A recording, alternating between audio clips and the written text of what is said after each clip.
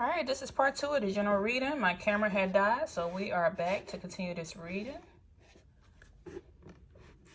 Lastly, we said that this person always makes excuses. Whoever mother this is, she makes excuses to justify her behavior or actions. I feel like you cannot physically, or you choose not to because it's your mother, but you cannot physically cut this person off, but mentally you're going to cut this person off, or you're slowly starting to pull back or not tell them as much information. Because with the Ace of Pentacles out here, this is letting me know that maybe you financially support your mother. I just heard Social Security or something. I feel like you financially support your mother. She could live in your household, or you offer something and you want to take care of her, but still she keeps imposing on your personal life and it's not allowing you to stretch and grow.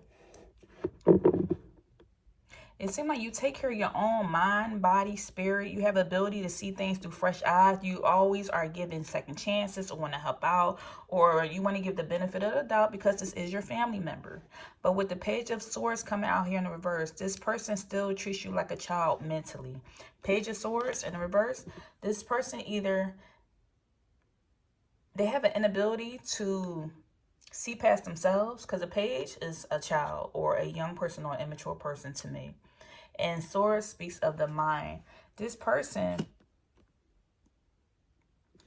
has an inability to see past themselves, or they're just unconcerned of other people's feelings. They're unconcerned with how much they have hurt you. So they continue imposing their belief systems or what they see fit or what they want to do. And they have a hard time seeing that somebody else can think differently than what they think, or not fit in their traditional style or how they believe a person should talk, cook, eat, sleep, do whatever, how they should run their household.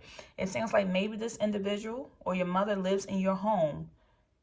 And it's like they live underneath your roof, but they still see you as the child.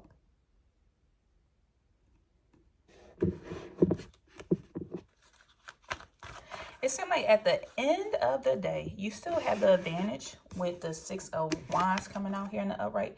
You still have the advantage to still use your charm. Let me clarify this before I go into what I'm about to say. Oh, we have the devil in the upright.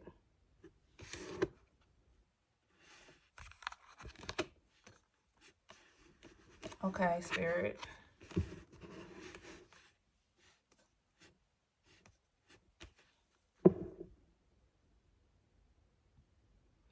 I feel like you're going to use your power and your mindset, and you're still going to triumph over this situation because you realize that, hey, where everything is coming from, maybe your mother doesn't have the right mental state or capacity to see her behavior.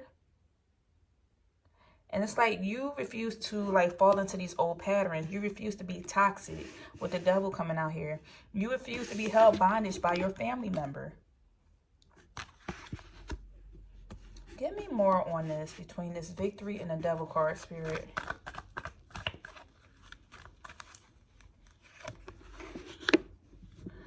Okay. You're going to give, I feel like you're going to give your parent an ultimatum. This ultimatum is either, hey, you're going to adhere to the rules of my household, or you're going to have to go to another place, either a facility or another family member's house. But you're going to give this person an ultimatum.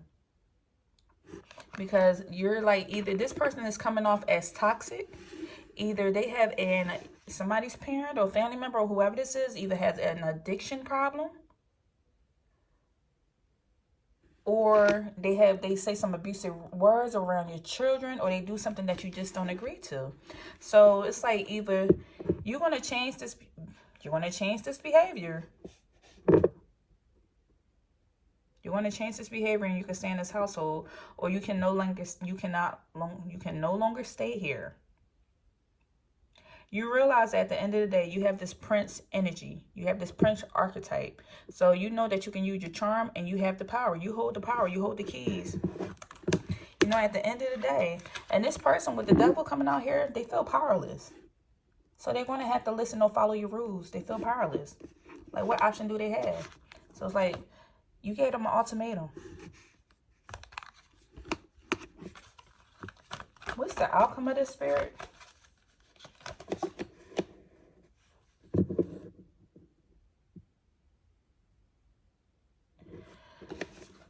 I feel like this person could have went and started gossiping about you or complaining to other family members.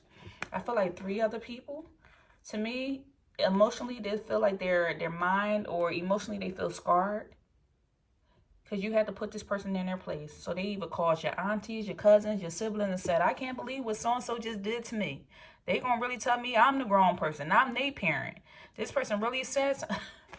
This person went and gossiped or called somebody, called a family member to tell them how they really truly felt. But at the end of the day, they had to abide by your rules. But they called and started complaining that you don't let this person do anything. They don't have a life or... But Spirit said, you're going to feel fulfilled. You're going to have fulfillment. At the end of the day, you're going to be satisfied because this person is going to change their behavior. They might not change who they are as a person, but they're going to abide by your rules because guess what? Wish is coming true. This is fulfillment. So emotionally, you're going to feel okay. They're going to have to go take that with the 3 of Cups coming out in reverse. They're going to have to take that and go talk to somebody else. But if they want to stay here in this household, they're going to have to abide by your rules. So this person really, they're really upset. Their emotions are all over the place, but at the end of the day, you're happy. You're satisfied with the outcome. Like, this is my house, my rules or the highway. Okay, give me some more on this, Spirit. Give me more on this reading. Look, you have harmony coming in. Harmony. The sweet melody of life is aligning and creating beautiful balance within your world. You have harmony in your life now, or harmony in your household. Because this person, you really have to, it took a lot for you to stand up for yourself and tell this person how you truly felt. Because at the end of the day, you still respect this person. They're still your mama, your mother, your mama, your mother, or whoever this woman figure is, or this person you look up to. You have to stand up for yourself. And at the end of the day, you feel happy. You're happy with the outcome, and you're going to have harmony in your life. And then also, you have creativity. It's the spark of innovation within us. You have the ability to see and express things uniquely. You found a way to be creative and get your point across to this individual.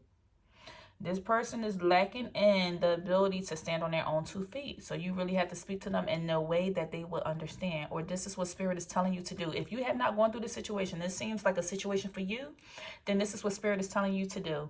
You're going to have to, if a person cares about money, you're going to have to talk to them in a way that they understand money. If they care about structure or stability, you're going to have to talk to them about their structure and stability. So in order for this ultimatum to really hit, or so this person can understand that you mean business, either you're going to have to say, hey, if you're talking to a financial person who cares about finances, you're going to have to say, hey, I would no longer pay these bills, or I would no longer pay these bills or keep you covered or pay the phone bill or whatever else if you do not abide by the rules in this house. And of course, say it in a more tactful way. Don't say abide by. I mean, because it's not a democracy or a dictatorship. I'm sorry, it's not a dictatorship. But whatever way that you can best get your message across, you have to find a creative way to do it.